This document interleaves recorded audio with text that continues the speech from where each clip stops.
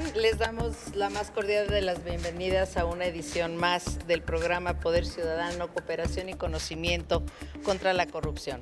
El Comité de Participación Ciudadana, en coordinación con Radio y Televisión de Aguascalientes, hemos realizado una serie de programas con temas que fortalecen la cultura de la integridad, a fin de que las y los participantes traduzcan en temas técnicos y complejos en un lenguaje ciudadano, fortaleciendo con ello los procesos de comunicación en la opinión pública para el combate a la corrupción, con especial énfasis en los sectores social y empresarial. En esta ocasión abordaremos el tema servidores públicos y empresarios contra la corrupción, y para ello nos acompañan en esta mesa de diálogo el licenciado Juan Manuel Ávila Hernández, presidente de Coparmex Aguascalientes. Licenciado, bienvenido, muchísimas gracias por acompañarnos. También nos acompaña el licenciado Edmundo Regalado Ortega, quien es asesor externo y especialista en el tema precisamente del área de responsabilidades administrativas.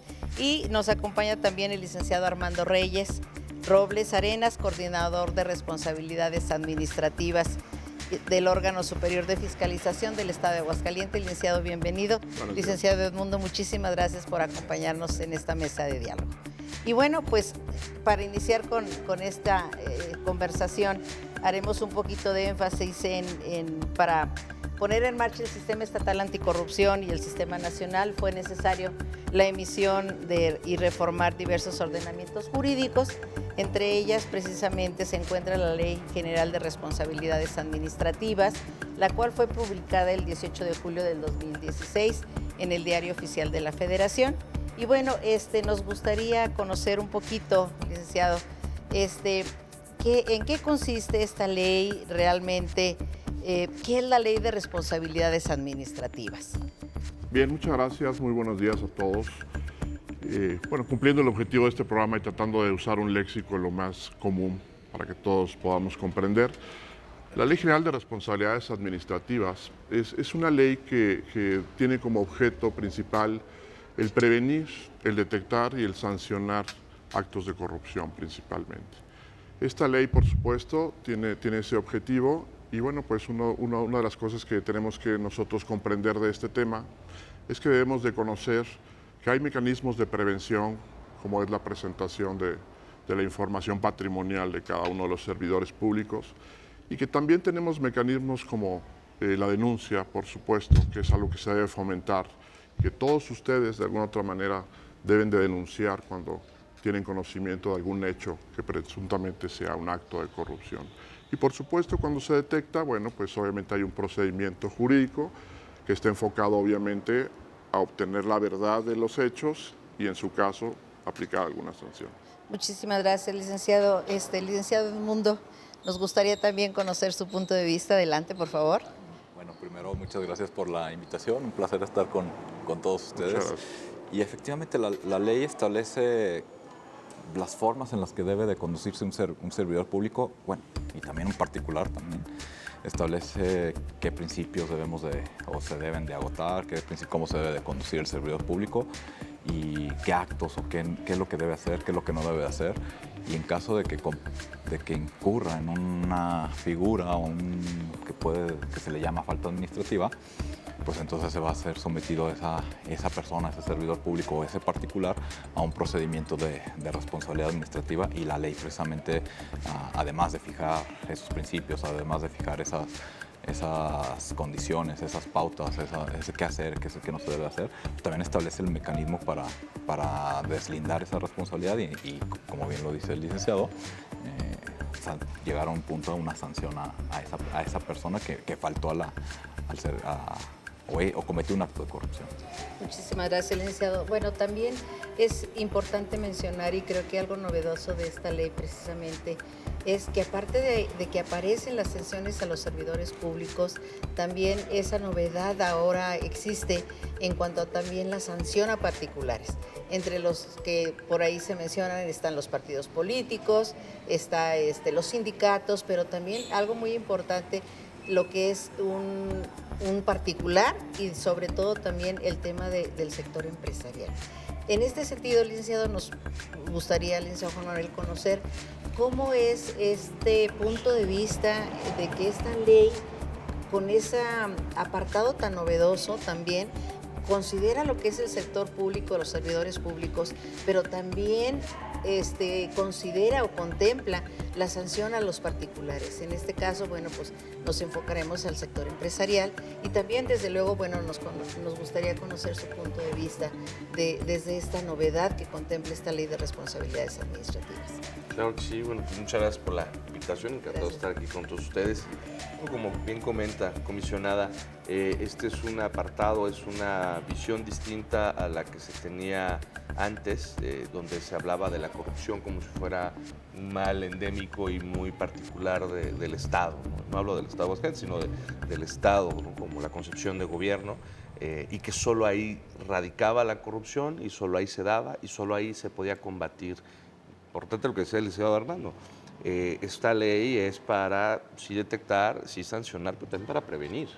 Sí, entonces, así es. Yo creo que lo más importante, ¿no? Integrar ese punto. Y obviamente generar una cultura de no corrupción, porque obviamente todos los procedimientos de detección y sanción, pues surten efectos cuando existen los actos.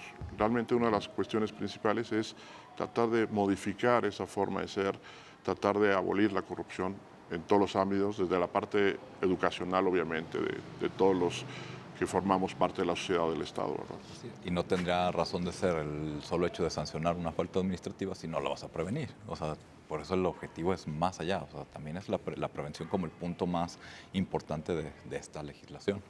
Exacto. Y que ya no radica en una visión tal vez más acotada, donde solo la corrupción se podía dar de una manera y solo en uno de los participantes. Hoy abarca a todos los participantes, desde la comisionada, bueno, de este lado los empresarios, yo digo los ciudadanos en general, porque bueno, pues, y lo platicamos en aquella ocasión también con el licenciado, empieza desde el momento en cuando nos para un oficial de tránsito y sabemos que hemos cometido una falta porque íbamos a exceso de velocidad o nos pasamos un alto, y lo primero que queremos, en vez de no repetir la conducta o prevenirla, lo primero que queremos como ciudadanos es enmendarlo a través de corrupción, o sea, enmendar una falta a través de corrupción. Entonces ya desde ahí viene este problema, y que comenta la comisionada, con esta integración de esta nueva visión, ¿no? Más novedosa, donde bueno, también hay sanciones a particulares, y ahora sí lo aterrizo, no en el caso del tránsito, sino cuando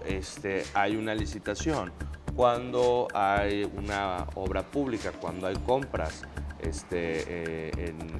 por parte del gobierno, bueno, pues se puede dar también el que el mismo ciudadano sea el que promueva la corrupción al ser quien ofrece, ¿no? Algún porcentaje, alguna concesión a la parte licitante, ¿no? Entonces, el hecho de que sancione, pues yo creo que es una visión más holística para prevenir, detectar y sancionar la corrupción. Muchísimas gracias, licenciado. Bueno, pues hablamos de sanciones, hablamos de faltas y bueno, la ley también contempla esa serie de clasificación. Dice que tenemos faltas administrativas graves y faltas administrativas no graves. Eso por un lado, que es algo que nos gustaría poder entender, cómo se clasifica o en base a qué determina si una falta es grave o no es grave. Y por otro lado también conocer qué autoridades tienen esa facultad de poder sancionar, ¿verdad? Y cómo, quién primero, cuál es la autoridad sancionadora, cómo está integrada, y desde luego saber cómo clasificar si una falta es grave o no es grave. Aquí sí me gustaría escuchar los puntos de vista, claro, ¿verdad? Claro que sí. Bien, la ley contempla claramente la clasificación entre faltas graves y no graves. Sin ser demasiado técnico, obviamente, bueno, pues entre unas y otras hay una grave diferencia, sobre todo las graves en general generan un daño patrimonial al Estado. Hay que comprender que en el caso del órgano superior de fiscalización se cuida el destino a los recursos públicos. Entonces, la ley contempla que la autoridad competente para definir qué faltas son graves y no graves, que están definidas en la ley, hay un listado de faltas graves, hay un listado de faltas no graves, y el órgano superior de fiscalización, por ejemplo, en el caso cuando se hace la revisión de la cuenta pública, hay observaciones, se hacen los trabajos de fiscalización, y entonces de ese resultado se valoran obviamente esas faltas, se clasifican, y el órgano superior de fiscalización es el competente para darle curso a las faltas graves y las no graves son competentes ya sea la Contraloría o incluso los órganos internos de control. ¿No es así, licenciado? Efectivamente. La ley ya establece un catálogo de faltas graves, faltas no graves, faltas de particulares que se consideran graves. Y la gravedad principalmente va destinada precisamente a un daño patrimonial. Casi siempre vamos a entrar a un elemento de dolo, o sea, como el dolo va a ser el causante en la mayoría de los casos de una falta grave. Si la conducta es culposa, y aun y cuando se haya ocasionado un daño patrimonial, puede suceder que sea una falta no grave. Y efectivamente, o sea, aquí hay dos instituciones que pueden o son las encargadas de la investigación de las faltas. Primeramente, el órgano de fiscalización superior, que lo hace a través de la revisión de la cuenta pública y los posibles actos de corrupción que detecte de las auditorías que practique. Y aquellos que están fuera de ese ámbito, pues le corresponde a la Contraloría del Estado o a los órganos internos de control de todas las entidades del gobierno del Estado. Cabe mencionar que para este caso en particular, para las faltas graves, el órgano superior de fiscalización es quien investiga, tiene una autoridad investigadora. Una vez que se concluye esa investigación, tiene una autoridad sustanciadora, que es la que realmente le da cuerpo, y la autoridad resolutora o sancionadora es la sala administrativa. En caso de las faltas no graves, los órganos internos de control tienen a las tres autoridades en el mismo cuerpo. Esa es la gran diferencia que hay entre unos y otros. Yo creo que esto es muy importante, licenciado. Yo creo que también que podamos conocer para que se llegue a una determinación o una clasificación de la falta, se sigue todo un proceso. Y que obviamente dentro de las estructuras de los órganos internos de control y de las áreas del órgano de fiscalización, existen precisamente esos pasos, ¿no? De cómo está integrada la unidad que investiga, la unidad que sustancia y realmente luego ya clasificar y valorar la falta, claro. ¿Verdad? Yo quiero creer que la ley nos contempla por ahí también en el artículo 25, si mal no recuerdo, precisamente la obligatoriedad, licenciado, en el caso de tener políticas de integridad dentro del sector público, que creo, del sector privado, del sector empresarial, que creo que también van muy enfocadas como a este proceso en cuestión de prevenir los actos de corrupción dentro de los sectores empresariales. Ok, y me gustaría conocer su punto de vista también, si hay un proceso que se siga de esta manera. Pero bueno, si me permiten, es momento de hacer una breve pausa. Regresamos para seguir charlando sobre el tema servidores públicos y empresarios contra la corrupción y enseguida conoceremos el punto de vista del licenciado Juan Manuel Flores. Muchísimas gracias. En unos minutos continuamos.